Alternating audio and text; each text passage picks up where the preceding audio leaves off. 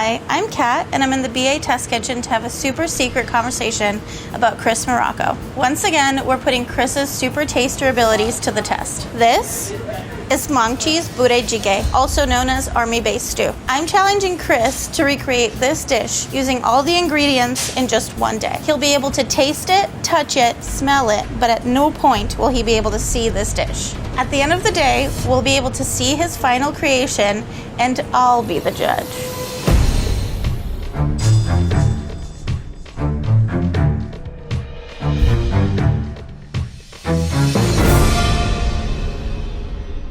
Do I have to put the tassels on, or are those like an optional accessory?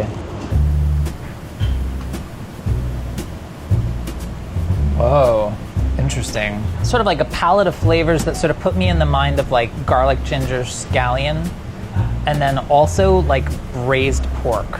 Whoa, whoa, whoa, whoa, whoa, whoa! The kind of thing that's like a cooking vessel and serving vessel in one.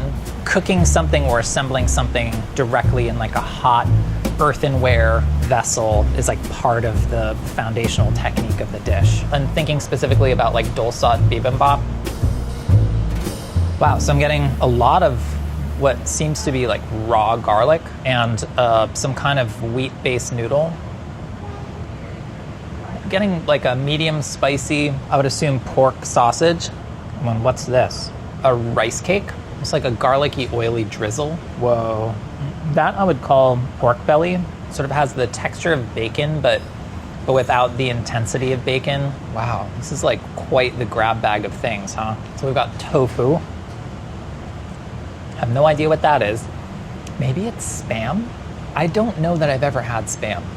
Is this me having Spam? It's functioning almost like a very like emulsified sausage.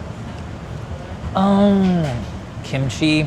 The way the stem presents after it's been fermented, it loses a lot of moisture, gets like more intense and concentrated. God, that is good. What is that? Is that a bean? It tastes like a Campbell's baked bean. This feels like seafood, almost like octopus. Could this be a tinned product as well that's also represented in here? That felt like it was a starch-based noodle, like a glass noodle. Previous noodle that I had seemed to be a wheat-based noodle, less chew, but still like quite springy. You know, like bok choy, like the dark leafy part. I think this is a Korean dish because it feels like the broth itself could be a dashi-based broth, which uses dried anchovy as well as kombu. And then there's also the presence of the sliced rice cakes as being, you know, kind of very indicative of the potential to be a Korean dish as well. It feels like an unlikely juxtaposition of things. I do not have an idea of the chef.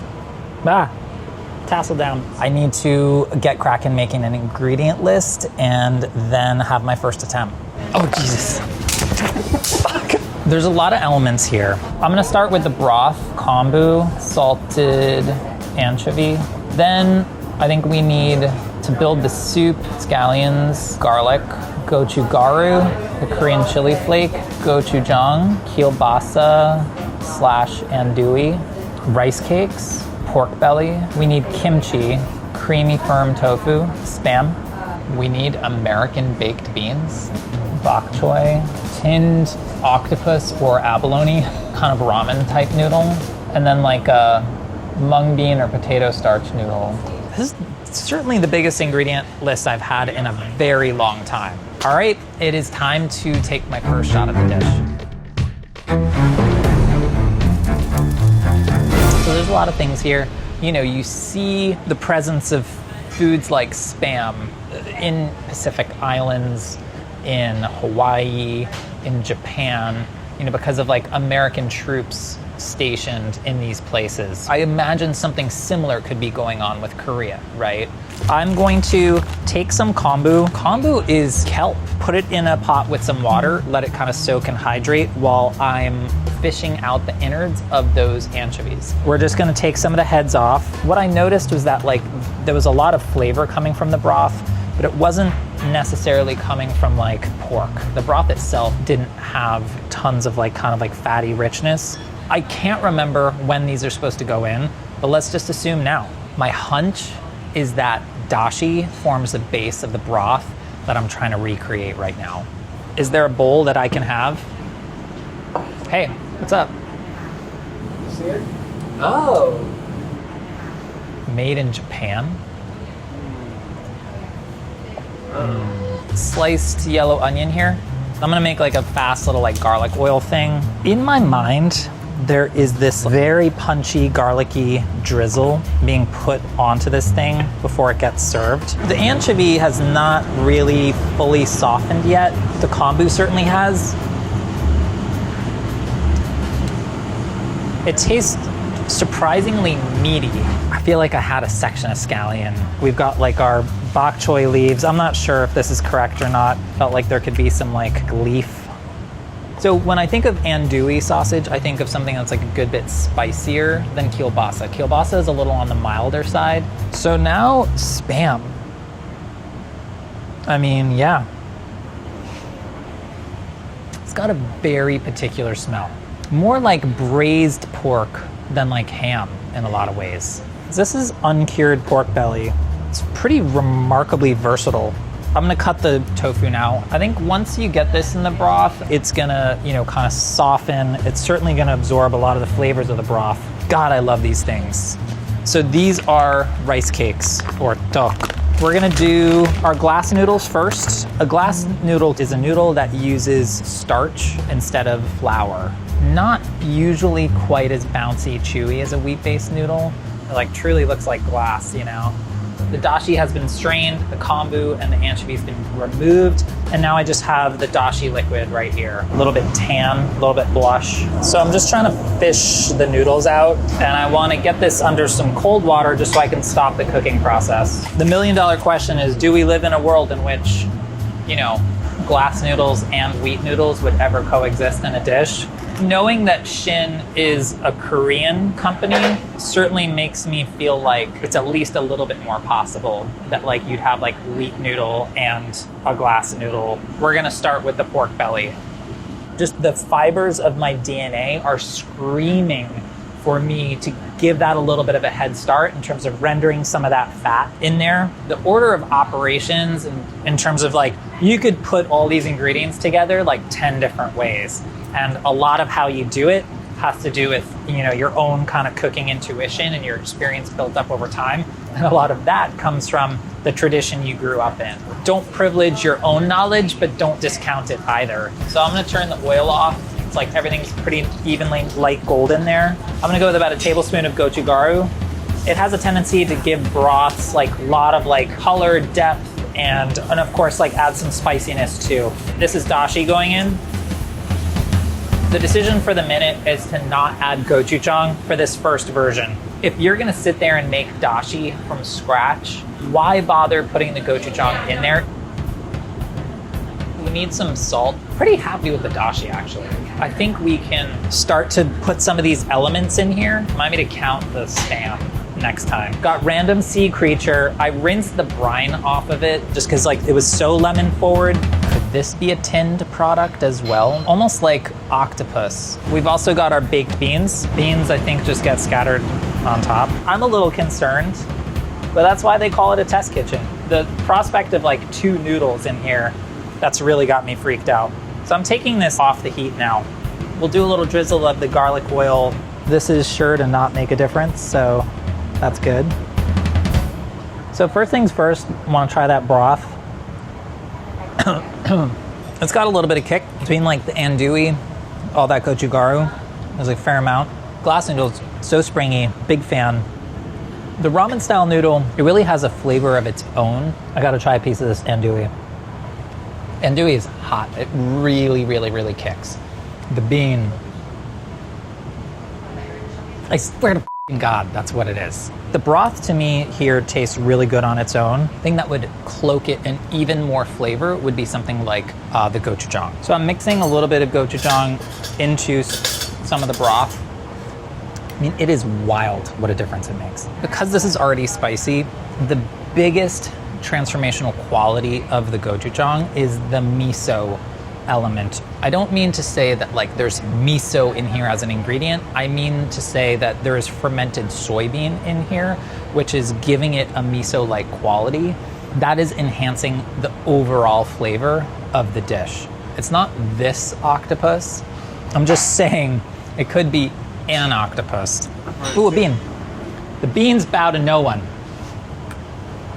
Just wondering if in the original it's like, was I getting a piece of like Napa where it's sort of like frillier and slightly greener? Overall, I don't hate this. Ingredients, I'm gonna go with 80. Technique, maybe 70. Appearance, 75. It's like a stewy situation. Taste, maybe I'd give myself an 80. So on this sheet of paper, I have my actual scores from the judges. I gave myself a 76, and actual score is a 77.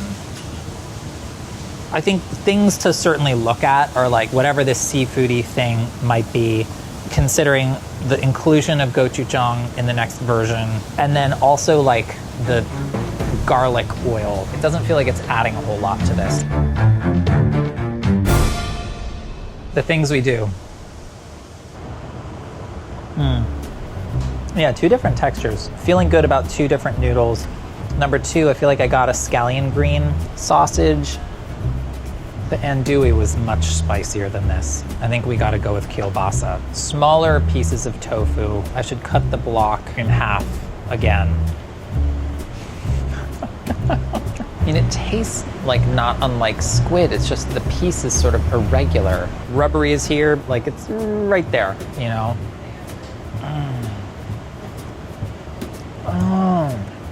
Okay, it's just a piece of mushroom. It's a dried mushroom that's been reconstituted as opposed to a fresh mushroom. I think we're looking at the inclusion of gochujang here, stirring in raw garlic at like the very end. And taking out the garlic oil, that can help with technique. I think that wraps up the second tasting of the original dish. I have one more shot to cook it myself and get it hopefully a little bit closer to right. I would love a sprout of some sort. I don't know what sprout it is. If you tasted a sprout, I'll give you a sprout. Yeah, daikon. This is a bit specific, you know, in terms of like the rules of engagement here. Sprouts freak me out a little bit. What is that? Let's assume you don't eat the bottom part. We've got dried shiitake. First order of business is we need to reconstitute these in the dashi. As the mushroom hydrates, you're extracting flavor and aroma from it. So I think I decided to take this guy out, right? We thought maybe just the green situation was just the top of the Napa. So this is kielbasa. This is, you know, a mild smoked, very rich sausage, sliced Spam. Never thought I'd say that. Our firm tofu, still going with onion here, getting pieces of onion. Garlic. I think I'm probably just gonna stir raw garlic in at the end. I definitely feel like I tasted scallion green in the original dish. Any sliced allium, it'll start to wilt like immediately the second you cut it. A damp paper towel keeps things looking perky for quite a bit longer. It's like the Bob Barker microphone. Are we still gonna start with the pork belly? I say yes. So I'm taking about a tablespoon of the gochujang and I'm gonna thin it out with some of the dashi. That is pork belly going in. I certainly feel better about the ingredients represented here than I did on the first pass. I wouldn't say I feel supremely confident. In goes the kimchi. Dashi is really nice. Mushroom definitely adds something. I want to build the right flavor in the broth. I'm feeling really good about the gochujang, the body, the viscosity, you know, that it's adding a little extra undercurrent of sweetness, as well as that ability of miso to create incredibly well-rounded flavor just with the inclusion of just a singular element. Let's drop our Spam in, 3 slices, of course. Our sausage, tofu, yeah. Rice cakes. I'm gonna fish out the nicest mushroom in the pot and slice it. Mushrooms going in, and then 7 baked beans, maybe 8. I love that. So we got to go in with some noodle now. Gonna do some of these sprouts on top. I don't know. I mean, we got to do something here. And then this is scallion green. Key differences, last version to this version. Single most important thing I'd say would be the inclusion of gochujang in the broth. The second thing is removing of the garlic oil as an element completely and simply adding in raw garlic at the very end. Dried shiitake reconstituted in the dashi and then sliced up and included in the dish. We changed from the andouille sausage to the kielbasa, much more mild, a little more like hot dog texture, but not in a bak choy. Got rid of the bok choy. He was paying attention the whole time. I want to say we made some good decisions here, and let's go with this being an 86. I'd say technique, I still feel like we could be missing something here, so 75 feels accurate. So with the inclusion of the different greens here, maybe we could be nudging 88 for appearance. If I was at an 80 before taste-wise, I think this is significantly different. I think we could be looking at a 90 here. That puts me at an 85 all in terms of my own scores, but time to find out what the judge thinks. Got nothing when it comes to chef or name of the dish, but I feel totally at peace with that. Hello, Kat. Hey, Chris. How's it going? Just here to judge you harshly. No big deal. May I present to you Maangchi's budae jjigae. Maangchi. Maangchi strikes again. What's happening there? Little family of beans all hanging out together. What kind of bean? Oh, you got the beans right. Stop! Give me something to drop kick right now. Okay. Beans! Yes. This is a budae jjigae, which means army base stew. So I wasn't so wrong. You were not, actually. You kind of really got it spot on. Oh well, my because gosh. most of these things, if you can notice, they come canned or preserved. When the Korean War ended, there was a surplus of these leftover cans and things from the army soldiers. The Koreans found a way to use and utilize those things and just put their own, spin on it. Even Maangchi says herself, she doesn't actually like Spam, but when she had this dish, she was like, okay, I'm into this. Should we try it? So this is Maangchi's. That's real good. Pay attention to the texture of the broth and how velvety it is. Is there like milk in there or something? There is American cheese in it. The victory of the baked beans is fading. The American cheese just gets put on top and it kind of just melts together. So let's taste mine now. You really got a lot of the ingredients right. The fact that you even figured out it was a canned bean. You figured out the wheat noodle and the starch noodle. And also not wrong to think, why not a canned fish of some sort, We were all really waiting for it, and you got the mushroom. The dashi. Yes. With the anchovy? You took the innards out, you took the heads off. You were supposed to par-cook the pork belly in the dashi. To build this broth, you were supposed to make a seasoning paste with gochujang, gochugaru, soy sauce, sugar, and lots of raw garlic. So another thing that you did miss was green cabbage. So even if you got this after a piece of kimchi, you'd be like, oh yeah, that's another piece of kimchi. For ingredients, I'm giving you an 88. Okay. You gave yourself an 86. All about that bean. Technique, you gave yourself a 75. And I also gave you a 75. Okay. That was mainly based off of the fact that you didn't make a seasoning paste. Mm-hmm. You did get the dashi. You bring everything up to a rolling boil, and then you add your noodles. Okay. And they cook in this broth as well. They do. Yes. Appearance, you gave yourself an 88. I had to give you an 85. Only because you topped with scallions and radishes, and they were fresh on there while my greens were kind of slowly wilted in. I mean, for taste, you gave yourself a 90, and I'm giving you a 92. You did go for the gochujang, and that does have quite a bit of sweetness, and you have most of the ingredients correct. The final score from me is an 85. Okay. which matches your score, which is an 85. Could have cracked 90 on this one. It's almost the absence of technique. Kat, thank you so much for judging. Thanks for having me. Overall, like composition of the dish, appearance, flavor, so much of that was working in my favor. Trying to find the sweet spot of like leaning on the knowledge I have of technique and my own training and when to abandon it. The problem being that like if you are gonna abandon your own instincts, what do you replace them with? The ingredients supply so much of the flavor that you need that you can strip away technique and still arrive at something that's super delicious and just a super fun dish.